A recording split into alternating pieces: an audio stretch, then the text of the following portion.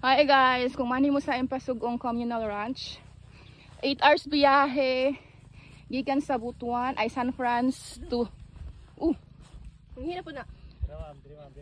Bira. Sige. Sipa din sepatian niya. Ha? Sipayan siya. Kana. Tuloy lang, palang. Sulong intin sa kan. So dim tail sa. Tawagin sa ka. Okay. Ay, tuya si ate, si Bibi ng cowgirl.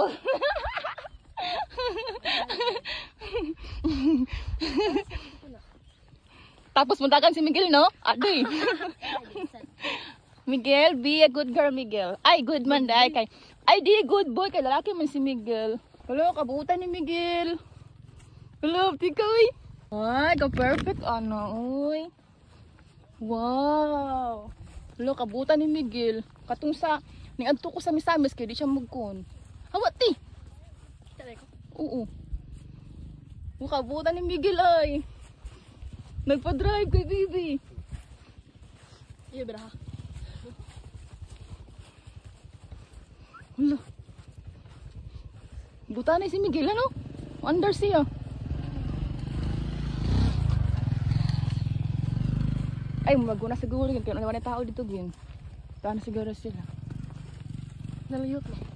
Ha? Kasi buso na oras. Wala po eh. 9:30 ba? Ingon mo pa 9:30. Lagi tayo. Wow. Sulit, no? Sulit ang kalayo. Sulit ang 8 hours na biyahe.